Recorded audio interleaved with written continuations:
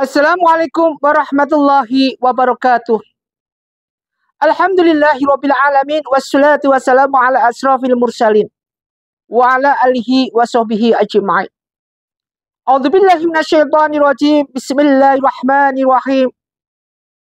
Tabbat yada abi lahabin wa tab ma aghna anhu maluhu wa ma kasab. Sayasla narun dzata lahabin wa imra'atuhu hammalatal hatab. Fi jidha hablum min masyad. Shadaqallahu adzim. Shadaqallahu ala Rasulillah sallallahu alaihi wasallam. Pertama, mari kita panjatkan rasa puji syukur kita pada Allah Subhanahu wa taala yang senantiasa memberikan kita rahmat hidayah tidak pernah ada habis-habisnya. Sehingga sampai detik ini kita masih bergabung dalam suatu majelis zikir wa majelis ilmu. Salawat dan salam mari kita haturkan pada junjungan kita Nabiullah Muhammad sallallahu alaihi wasallam. Mudah-mudahan kita senantiasa di dalam pelukan beliau, dalam suatu rangkulan beliau, dalam suatu hal yang berhubungan dengan apa yang beliau tauladan buat kita semua. Sehingga kita tidak lepas dari apa yang beliau contohkan semasa beliau masih hidup.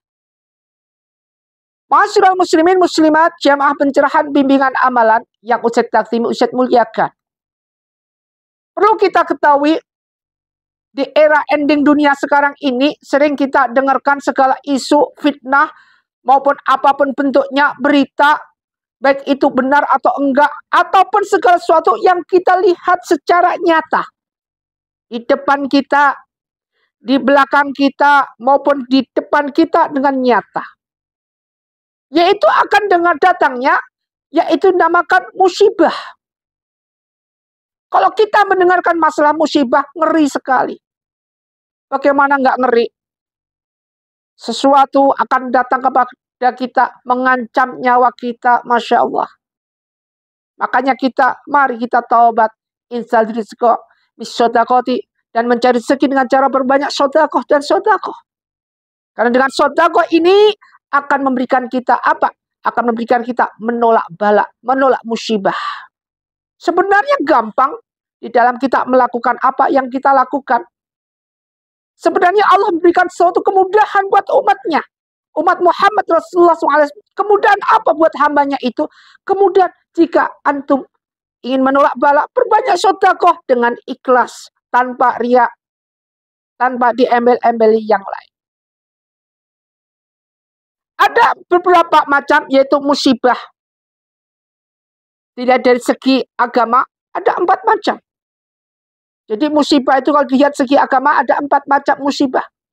Pertama adalah musibah yang paling ringan, yaitu musibah apa? Musibah yang paling ringan sendiri adalah musibah apa? Musibah dunia. Jadi apa yang kita lihat di dunia ini, adanya hal-hal seperti itu, banjir bandang, itu musibah paling ringan di mata Allah Subhanahu wa taala. Tidak ada apa-apanya. Musibah paling ringan di mata Allah SWT. Coba bisa bayangkan. Andai kata itu musibah paling ringan di dunia ini dengan adanya tsunami, dengan adanya banjir bandang, dengan ada segala suatu kilatan petir, kebakaran dan segalanya. Itu paling ringan. Bagaimana yang paling berat? Bisa kita pikir secara logika, secara pikiran-pikiran yang waras. Kalau kita bisa berpikir secara waras, maka kita bisa menjadikan ini sebagai apa? Sebagai peringatan buat kita semua. Kalau ini merupakan peringatan buat kita, terus apa yang kita lakukan? Perbanyak zikir, perbanyak ibadah di hadapan Allah. Jangan hubud dunya diperbanyak. Ma'asyiral muslimin muslimat rahimatullah. Jangan dianggap remeh segala sesuatu yang berhubungan dengan musibah. Meskipun itu musibah ringan di dunia, sudah cukup menghabiskan nyawa kita. Ini yang penting. Sudah cukup menjadikan kita menjadi trauma seperti orang ketakutan. Ini yang paling diingat-ingat. Sudah cukup menjadikan kita menjadi ngeri. Ini yang paling dikhawatirkan. Sehingga manusia menjadi hilang ingatan. Sehingga manusia menjadi hilang pikiran akan segala apa yang dia lakukan ketika dia mengingat kejadian musibah itu sendiri. Hanya orang beriman yang bisa mensyukuri musibah itu merupakan suatu nikmat dari Allah sebagai bentuk kasih sayang Allah kepada hambanya. Mereka lah adalah ya ayyuhalladzina amanu sta'inu bis-sabri was-shalah. Mereka adalah hamba Allah yang senantiasa meminta pertolongan hanya kepada Allah, tidak pernah kepada selain Allah Subhanahu wa taala. Musibah yang kedua yaitu musibah nafsu. Di atasnya lagi musibah nafsu. Loh, ini musibah nafsu. Kenapa musibah nafsu menjadi di atas daripada musibah dunia? Musibah dunia merupakan musibah paling. Musibah nafsu kok bisa di atasnya dunia? Karena dengan kejadian orang tidak bisa mengendalikan hawa nafsu, maka akan bisa mengombang-ambingkan menjadi seorang diktatoris, menjadi seorang penguasa yang benar-benar penguasa yang negatif, alias dia mengembangkan dengan segi arogansinya. Ini merupakan suatu hal tumbuhnya dari nafsu ini tadi. Makanya nafsu ini nanti akan diungkit, akan dihisab nanti ketika di yaumul hisab. Karena apa? Karena nafsu. Nafsu angkara murka, nafsu menguasai dunia, nafsu dengan penguasaan dunia ini, pikiran dia menguasai dunia akan menyebabkan berapa ribu nyawa melayang. Salah satu contoh, bom atom kota Hiroshima, Nagasaki, waktu kejadian di Jepang, berapa ratus orang dalam keadaan mati, cedera, belum ada yang lain-lainnya. Sekarang juga gitu, Israel, Palestina, bagaimana, berapa semuanya. Itu karena apa? Karena fungsinya dari awalnya adalah nafsu. Nafsu ingin menguasai, yang ini dikendalikan oleh musuh Allah, laknatullah, ya siapa? Iblis. Merupakan suatu hal yang Masya Allah tidak bisa kita pikirkan. Mereka menjadi brutal, semaunya sendiri. Mereka menjadi seenaknya di dalam mengendalikan segala sesuatu tanpa mikir kanan, tanpa mikir kiri. Coba bisa dibayangin, andai kata nafsu ini dikendalikan oleh mereka orang tidak beriman, apa yang terjadi? Hancur. Tetapi nafsu ini andai kata dikendalikan oleh orang-orang yang beriman, maka apa yang terjadi? Adem, ayem. Iblis susah, sedih. Nangislah iblis ini. Itu yang kedua. Tadi tahap pertama nafsu adalah nomor 2. Pertama adalah musibah dunia. Kemudian musibah nafsu. Yang ketiga adalah musibah akal. Ini akal di atasnya nafsu. Jadi musibah akal setelah nafsu didobrak lagi, lebih ke atasnya lagi, lebih berat lagi, yaitu akal. Dengan akal pikiran yang gak waras, orang bisa mengendalikan semua apa yang dia inginkan. Suatu contoh ketika kita sewaktu kita miskin, tidak punya apa-apa, belum dikasih amanah harta, kita rajin sholat ya depan Allah. Ya Allah, berikan kami rezeki berlimpah agar kami bisa menjadi hamba-Mu yang kaya, yang bisa menjalankan ibadah, bisa sedekah, bisa begini dan sedekahnya. Tiap hari rajin sholat ke masjid. Tidak pernah ada putus-putusnya, zikir tidak pernah ada putusnya.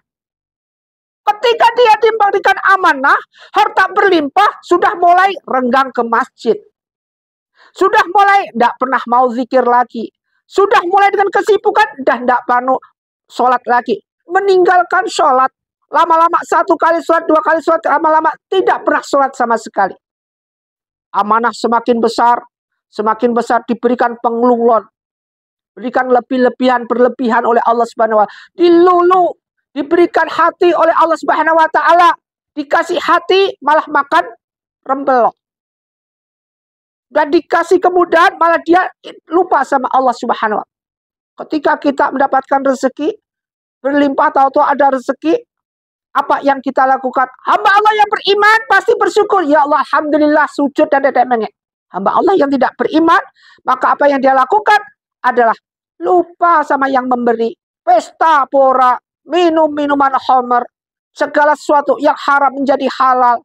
Apa yang dia lakukan dilakukan dengan pesta berbagai macam yang bisa melupakan daripada ibadah itu sendiri. Boleh, silahkan antum pesta, asal jangan melupakan Allah Subhanahu wa taala. Segala sesuatu yang berlebihan, inilah Allah benci. Segala sesuatu yang berlebihan, inilah yang Rasulullah tidak suka. Jadilah kita menjadi hamba Allah, senantiasa istiqomah di dalam apapun yang Allah berikan amanah kepada kita semua. Sehingga ketika kita diberikan amanah harta berlebih, lupa kita Bahkan kita mendewakan diri kita di atas mereka semua. Ayo semua, salah satu contoh mendewakan diri kita adalah satu yang sering kita lakukan, sering kita langgar. Apa? Ketika kita membagikan sedekah. Karena merasa kita kaya, kita undang mereka itu supaya datang ke rumah kita. Kita tidak mikir. Ketika kita ngundang dia, bagaimana mereka berinjak-injakan, sampai ada yang meninggal, sampai ada yang pingsan. Kita memberikan sedekah, apa akan menciptakan musibah? Mereka hamba Allah yang ikhlas dalam sedekah, tidak mau. Tidak mau mereka panggil dia datang door to door. Masukkan langsung dikasih, masukkan dikasih. Ini bro, dan tidak mau diperlihatkan depan banyak orang, Pak. Tidak mau.